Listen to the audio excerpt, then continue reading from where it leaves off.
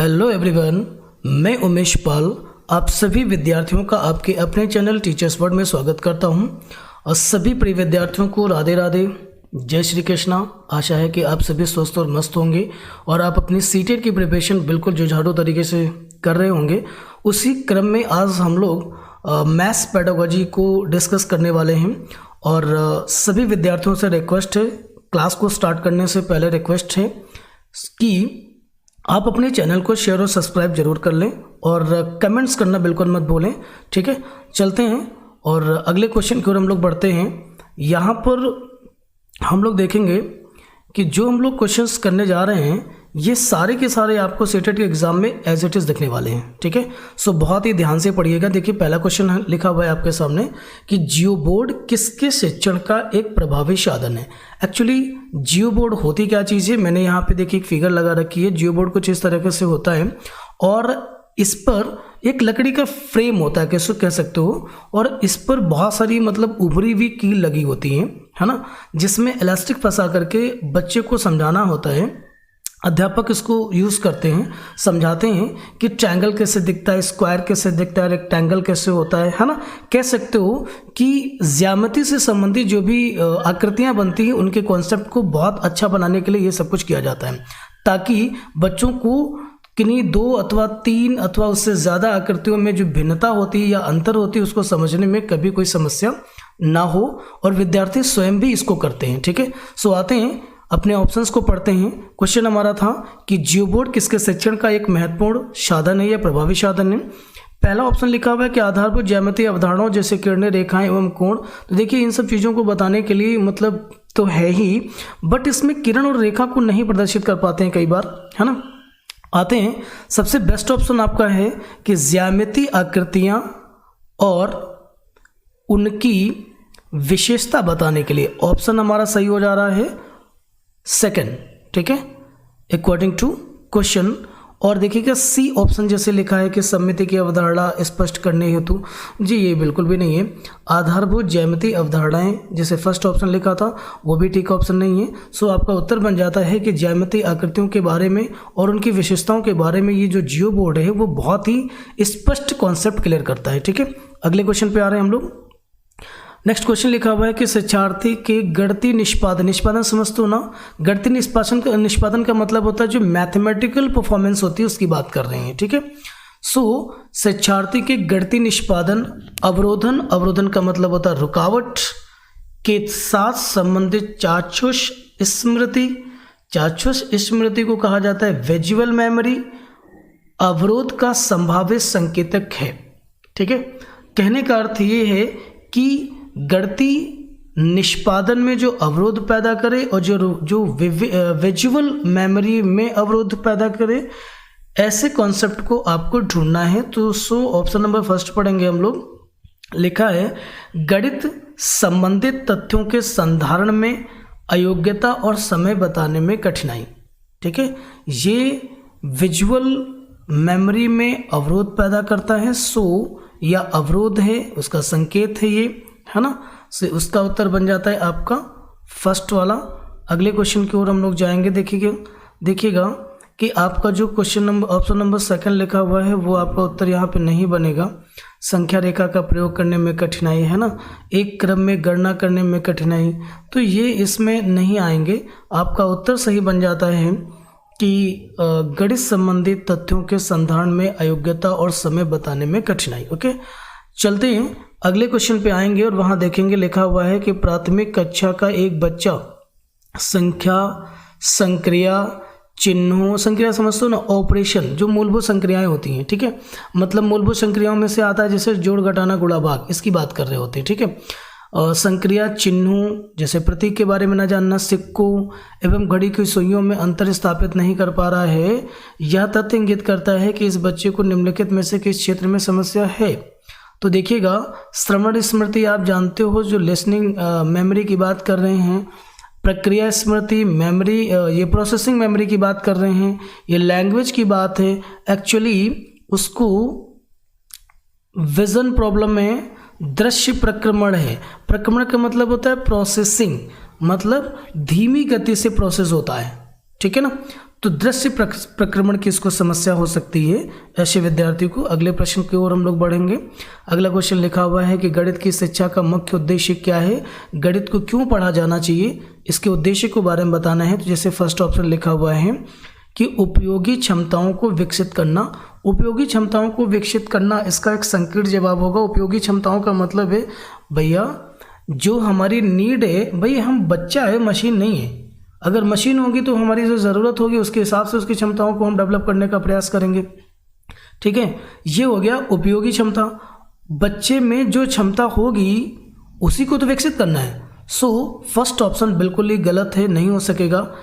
Second आते हैं विद्यार्थियों को गणित समझने में सहायता करना। नहीं नहीं नहीं भाई, ये भी ठीक नहीं है। सी ऑप्शन पे आते हैं। देखिए बढ़िया ऑप्शन लिखा हुआ, चेक कीजिएगा। बच्चों की गणितीय प्रतिभाओं का विकास करना। आप समझ रहे हैं इस चीज़ को?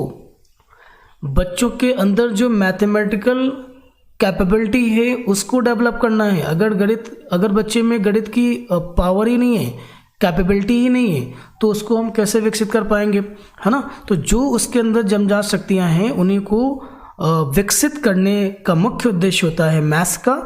इसलिए मैथ्स बहुत ही नेसेसरी पार्ट हो जाता है बच्चों को सीखने के लिए। ठीक है, आते हैं अगले क्वेश्चन पे। मुझे जाने की ज़रूरत नहीं है, ऑप्शन नंबर डी पे आप समझदार हो। ज्यामिति से यहाँ पे कोई रिलेशन नहीं है ना।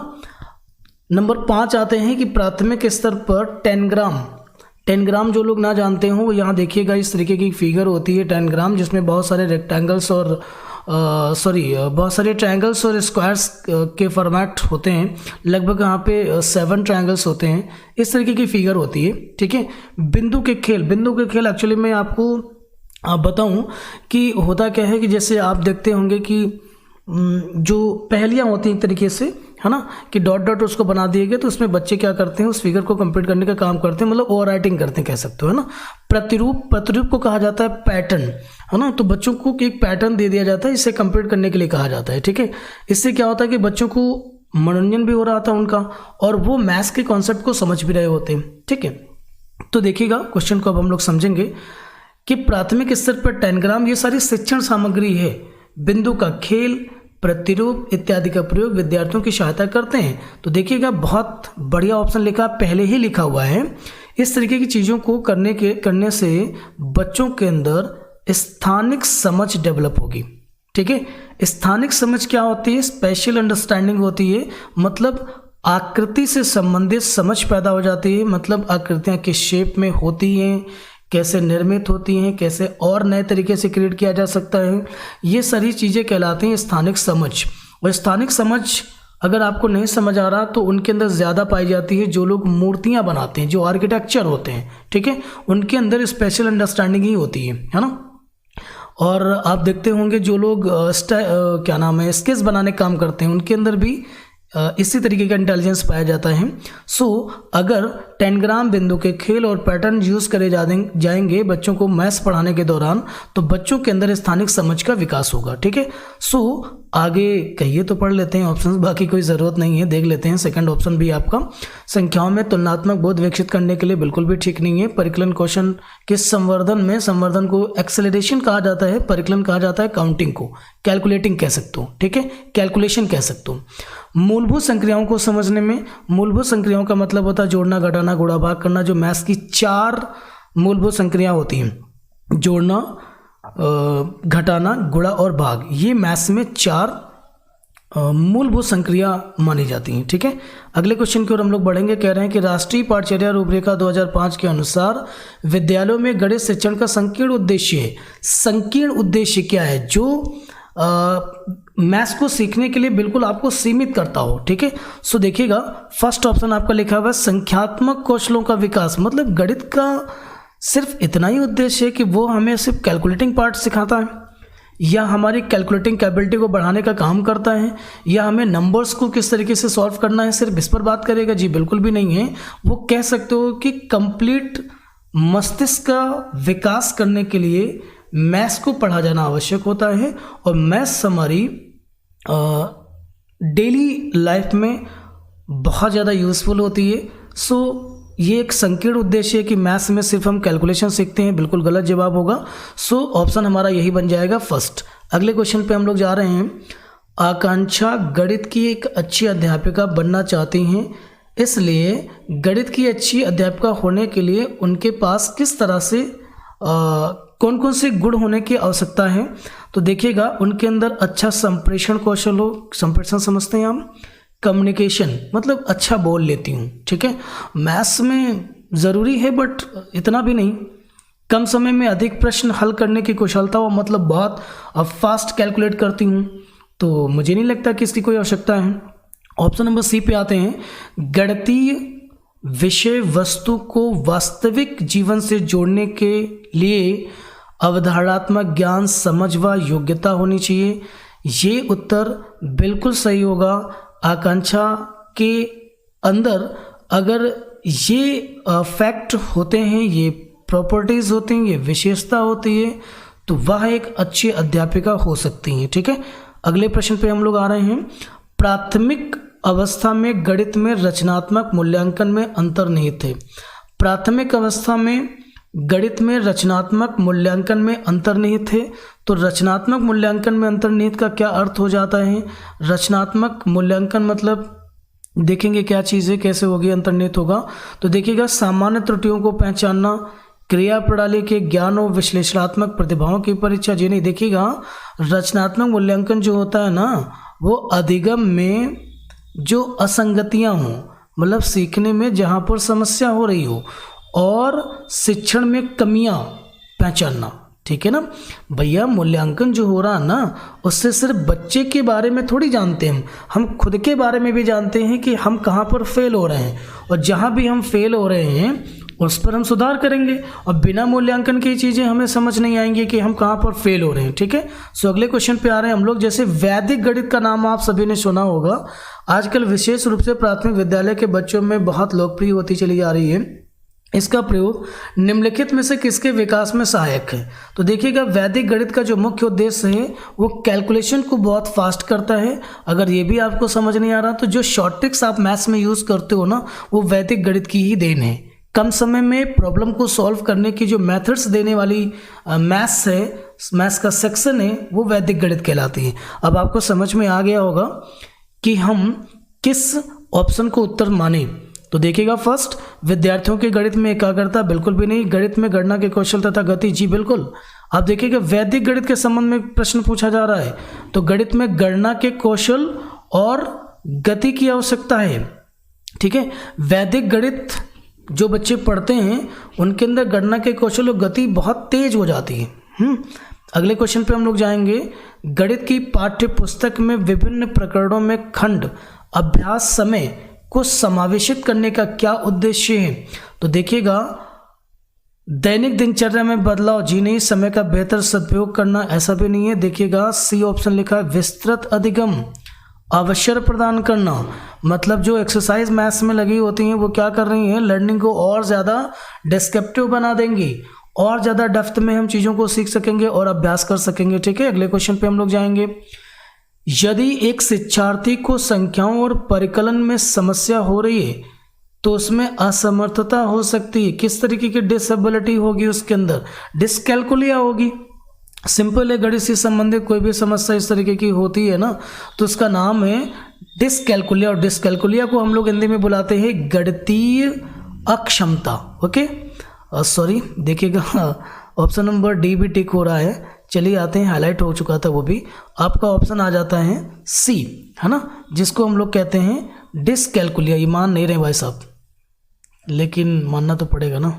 चलते हैं अगले प्रश्न पे हम लोग आते हैं। प्राथमिक स्तर पर गणित की अच्छी पाठ्यपुस्तक के लिए निम्नलिखित में से कौन सी विशेषता महत्वपूर्ण है?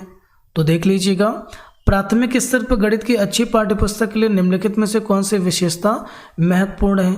तो देखिएगा, उसका कवर पेज आकर्षक होना चाहिए। नहीं, गणित की अच्छी किताब होने के लिए कवर पेज मैटर नहीं करेगा, उसमें बहुत सारे अभ्यास पृष्ठ होने चाहिए। नहीं, प्राथमिक स्तर पर ज़्यादा अगर प्रैक्टिस सेशन डाल दोगे तो फिर बड़ा मुश्किल हो जाएगा, बच्चे उससे शिथिल होंगे, बोझिल होंगे, है ना। ऑप्शन नंबर सी, उसमें अवधारणाओं का परिचय संदर्भों के द्वारा दिया गया हो, ऐसी होनी चाहिए। कॉन्सेप्ट क्लियर हो और वो विषय के रेफरेंस में हो, इधर उधर के ना हो। जो एग्जाम्पल्स भी यूज़ करे जाएं वो बच्चों के आयु स्तर और मानसिक स्तर को ध्यान में रखकर ही दिए जाने चाहिए। ठीक है, अगले क्वेश्चन पे आएंगे। प्राथमिक स्तर पर शिक्षार्थियों के लिए व्यवहारिक उपकरणों का महत्व है, मतलब जो उनकी डेली लाइफ में जो एग्जाम्पल्स यूज़ करे जाते हैं उनका बहुत ही इंपॉर्टेंस है, क्योंकि यह मदद करते हैं शब्दों में व्यक्त समस्याओं को हल करने के लिए। नहीं भैया, मतलब वर्ड प्रॉब्लम को सॉल्व करने में मदद करेंगे जी नहीं, करते तो हैं बट बेहतर ऑप्शन हमको चूज करना है। मानसिक और मौखिक परिकलन की गति बढ़ाने के लिए नहीं, इसके लिए वैदिक गणित की आवश्यकता है। परीक्षाओं में बेहतर प्रदर्शन के लिए, ये तो बहुत ही गलत है। ऑप्शन नंबर डी पर आते हैं, मूल गणितीय संकल्पनाओं को समझने के लिए। ठीक है, मतलब मैथ्स की जो बेसिक कॉन्सेप्ट है उसको समझने में मदद करता है, जो बच्चों के व्यवहारिक उपकरण उनके शिक्षण के दौरान यूज किए जाएं। ठीक है, अगले प्रश्न पे हम लोग आएंगे। गणित की कक्षा में संप्रेषण का उल्लेख किस क्षमता का विकास करने से होता है? तो देखिएगा, ऑप्शन नंबर ए सीधे तौर पे लिखा है, बाकी के ऑप्शन हम आपके लिए पढ़ जरूर देंगे। उत्तर आपका फर्स्ट बनेगा, गणितीय विचार को सुव्यवस्थित करना, संचित मतलब कलेक्ट करना और उनको स्पष्ट करना। ठीक है, ये गणित की कक्षा में संप्रेषण की क्षमता का उल्लेख करने के लिए या उसका विकास करने के लिए ये आवश्यक है। ठीक, अब जैसे कहा जा रहा है कि दंड आरेख को देकर आंकड़ों का अर्थ लगाना, कक्षा में पूछे गए प्रश्नों का तुरंत उत्तर देना। जी बिल्कुल ठीक नहीं। हाँ बेटा, यहाँ पे एक चीज़ और नोटिस कीजिएगा, आंकड़ों नहीं है, आंकड़ों यहाँ पर है, डेटा की बात हो रही है, आंकड़ों का अर्थ है। ठीक है, अगले क्वेश्चन पे हम लोग जाएंगे। कह रहे हैं कि अध्यापक ने कक्षा 4 के छात्रों को 36 टाइल्स दी और उन्हें सभी संभव आयतों में व्यवस्थित करने के लिए कहा। इस क्रियाकलाप द्वारा निम्नलिखित में से कौन से संकल्पना को संबोधित नहीं किया जा सकता? नोटिस कीजिएगा, जिस संकल्पना को संबोधित नहीं किया जा सकता, जब बच्चों को टाइल्स देंगे कक्षा 4 की छात्रों को, है ना, और संभव आयतों में व्यवस्थित करने के लिए कहा जाएगा, तो बच्चे वहां से गुणनखंड की प्रक्रिया को सीखेंगे, गुणनफल की प्रक्रिया को सीखेंगे। जब वो टाइल्स बिछा लेंगे तो वहां से उनको एरिया के बारे में जानकारी होगी, उनको जो जानकारी नहीं होगी वो होगा वहां का आयतन।